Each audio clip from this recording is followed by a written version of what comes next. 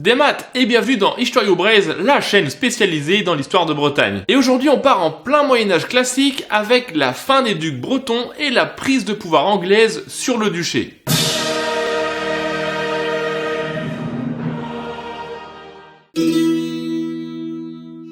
À la suite de l'établissement du duché de Bretagne en 936 sous Alain II dit Barbe-Torte, descendant des rois de Bretagne et qui a récupéré son duché des mains des Vikings, cette histoire est disponible juste là, les ducs sont indépendants de la cour de France. Pas un seul n'est présent sur les actes royaux et les ducs sont considérés rois dans leur duché. Ils sont successivement issus de la maison de Nantes, puis de la maison de Rennes, de la maison de Cornouailles et enfin on arrive à Conan IV, de la maison de Penthièvre. Ce dernier est le petit-fils de Conan III qui déshérite sur son lit de mort son propre fils Hoël en 1148. C'est donc sa fille Berthe qui hérite du duché et qui assume la charge de la garde du duché avec son mari Eudon de Porhoët jusqu'à la majorité de Conan IV.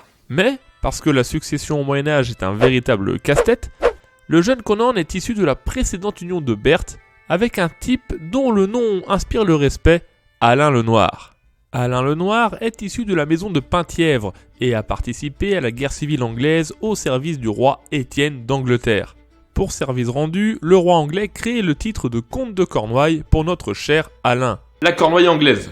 Et, par héritage, il entra en possession du comté de Richmond, dont il fut le premier à utiliser le titre. En Bretagne, il prit possession de la seigneurie de Guingamp en mettant de côté son propre frère. Et enfin, il semblerait qu'il ne soit pas étranger à la prise de décision de Conan III de désavouer son fils. Ceci peut être dans le but qu'Alain, marié à sa fille, puisse mettre son propre fils sur le trône.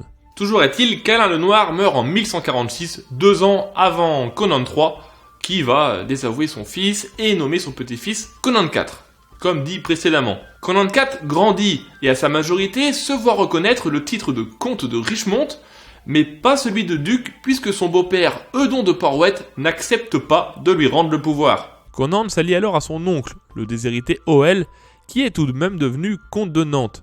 Mais ils sont défaits par Eudon en 1154 et se réfugient en Angleterre à la cour du fameux Henri Plantagenet. Ce dernier leur donne une aide militaire, ce qui leur permet de revenir en Bretagne, de chasser Eudon et de proclamer Conan IV duc de Bretagne. C'est également cette année-là, en 1156, que sa mère Berthe décède. Faisons maintenant un petit point sur Henri Plantagenet, le plus puissant souverain de son époque. Né au Mans en 1133, il est le fils du comte d'Anjou Geoffroy V Plantagenet et de Mathilde l'Emperesse, fille du roi d'Angleterre Henri Ier. Mais Mathilde, qui est l'héritière légitime, s'est faite spolier le trône d'Angleterre par Étienne de Blois, son cousin germain. Elle et son mari tentent alors de reconquérir le trône sans succès. Mais ils arrivent à récupérer le duché de Normandie qui tombe dans la famille Plantagenet. Geoffroy V meurt en 1151 et Henri, son fils, est alors intronisé duc de Normandie et comte d'Anjou. Puis il parvient à se marier avec Aliénor d'Aquitaine, ex-femme du roi de France et duchesse de l'immense duché d'Aquitaine. Forcément, cette alliance n'est pas du goût du roi français Louis VII, qui s'allie alors avec le roi d'Angleterre, Étienne. Ensemble, ils se mettent d'accord d'attaquer l'Aquitaine et la Normandie afin de pouvoir contrer le futur Henri II. Henri, qui est un diplomate hors pair, réussit à négocier avec ses ennemis continentaux, se mettant à l'abri de ce côté-là. Et il profite de cette agression du roi anglais pour tenter de récupérer la couronne. Avec ses soutiens locaux, ainsi que sa capacité à négocier, il évite les batailles rangées et réussit à se faire nommer comme fils adoptif d'Étienne et donc héritier du trône. Ce dernier meurt assez rapidement après, en 1154, de terribles maux de ventre. Non, je n'insinue rien. Henri réussit à calmer les Écossais et les Gallois qui ont évidemment profité de la guerre civile pour agrandir leur territoire. Et il entamera bien plus tard la conquête de l'Irlande avec un succès relatif. Donc nous voilà qu'un souverain extrêmement puissant, aussi bien sur les îles britanniques que sur le continent. Et si on regarde bien la carte, il y a une péninsule au milieu de tout ça qui serait bien utile dans ce vaste royaume. En tout cas, c'est probablement ce que se dit Henri. En 1156, Conan IV, dit le Petit, est donc duc de Bretagne, Mais le soutien anglais ne ravit pas tous les nobles du duché. Une partie manifeste son mécontentement, dont les puissants Liomar IV du Léon et Raoul II de Fougères. Ils sont bien sûr soutenus par Eudon de Porhoët, qui est parti au service du roi de France suite à sa défaite. Une première crise survient lorsque Hoël, le déshérité, comte de Nantes, est chassé par les Nantais qui lui choisissent Geoffroy VI Plantagenet, frère d'Henri II et comte d'Anjou et du Maine. En 1156, le comté de Nantes quitte alors la Bretagne pour rejoindre le comté d'Anjou. 2 ans plus tard, à la mort de Geoffroy, Conan décide de récupérer la ville, dans le but probable de montrer son indépendance et de rassurer ses sujets mécontents. Ce qui n'est pas du goût d'Henri II, puisque celui-ci se considère héritier de son frère. Il confisque immédiatement l'honneur de Richmond et débarque avec son armée en Normandie. Conan, qui comprend très bien le message, va à sa rencontre à Avranches et se soumet au roi d'Angleterre. Puis, en 1160, Conan se marie avec Marguerite d'Écosse, la sœur du roi d'Écosse. Pour l'instant, les historiens ne savent pas si Henri est derrière ce mariage ou s'il s'agit d'une tentative de la famille bretonne de se créer des alliances contre lui. En tout cas, le duc de Bretagne passe désormais beaucoup de temps en Angleterre et fait d'ailleurs construire un impressionnant donjon dans son domaine de Richmond, rendu par Henri en gage de loyauté. L'emprise du roi anglais sur le duc de Bretagne est totale, et Nantes rentre dans ses domaines personnels. Cette domination anglaise ne plaît pas du tout aux puissants seigneurs bretons qui se préparent à agir. Le conflit éclate en 1163, mené par Raoul de Fougères, Eudon de Porhoët et Liomar IV du Léon. Le duc de Bretagne, alors en Angleterre, revient pour essayer de calmer ses barons. Mais il se voit contraint de demander de l'aide à Henri, qui charge le connétable de Normandie d'intervenir. Après avoir repris quelques villes, la rébellion semble se calmer. Seulement, les rebelles bretons profitent de ce répit pour s'allier avec les seigneurs du Poitou, et en 1166, ils se soulèvent tous ensemble. Henri II est alors contraint d'intervenir personnellement devant l'urgence de la situation. Selon un chroniqueur de l'époque, il rassemble à Falaise en Normandie presque toutes ses armées continentales et attaque la Bretagne à l'été 1166. Raoul de Fougères, en première ligne, harcèle les troupes anglaises, mais il ne peut les empêcher de prendre son château. Henri le fait démanteler et rase son donjon. Puis Henri ne perdait pas de temps.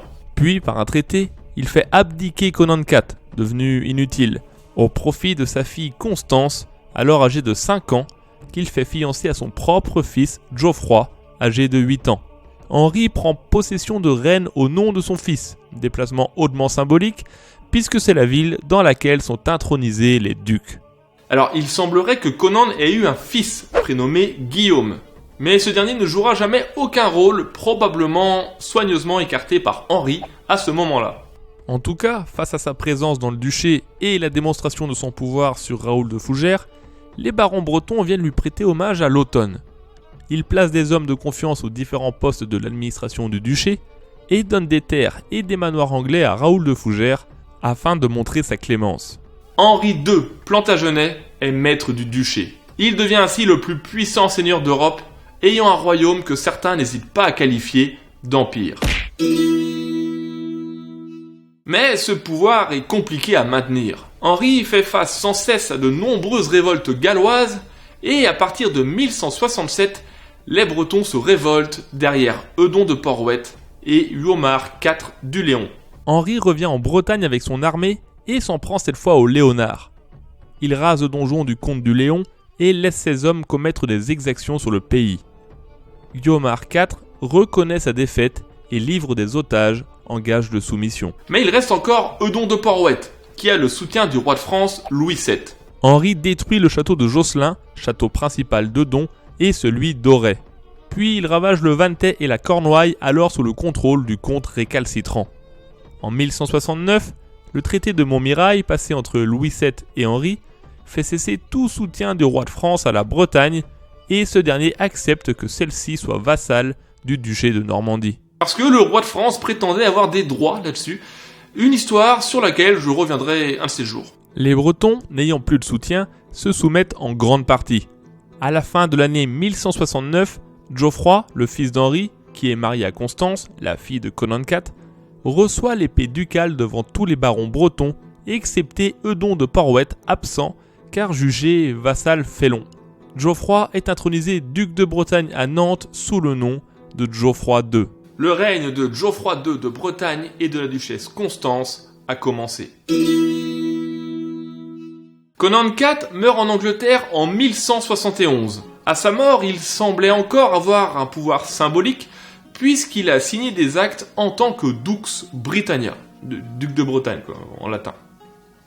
Mais c'est bien un homme de peu d'influence, dépossédé de réel pouvoir, qui est inhumé aux côtés de son père Alain le Noir dans l'abbaye Notre-Dame de Bégard dans le Penthièvre. Sa fille, Constance, héritière d'une longue lignée de ducs bretons, se retrouve alors seule au cœur du pouvoir plantagenet. Elle passera d'ailleurs l'essentiel de sa jeunesse en Angleterre.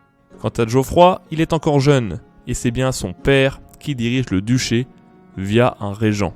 Mais Henri, tombé malade, rédige son testament en 1170. Celui-ci est alors bien inégalitaire entre ses 4 fils et sème les graines des grands troubles à venir. C'est fini pour cet épisode moyenâgeux de l'histoire de Bretagne, qui sera suivi par un épisode sur la duchesse Constance et son fils Arthur, afin que vous ayez une vue globale de cette période passionnante. Et vous allez voir, cette histoire est absolument dingue. J'ai déjà fait une vidéo sur le sujet, il y a très longtemps, mais ça mérite vraiment que j'y revienne, parce que j'aime pas ma première vidéo sur ce sujet-là.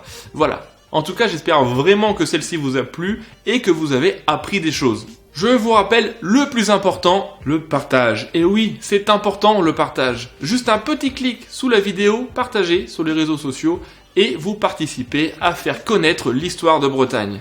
Et c'est en plus super sympa. Évidemment, vous pouvez me retrouver sur les différents réseaux sociaux et sur Tipeee, sur lequel vous pouvez soutenir la chaîne en faisant des dons. Je mets absolument tous les liens dans la description. N'hésitez pas à aller y faire un tour. Et je vous dis à très bientôt pour la suite de cette période. Trugaré, à Kenavo.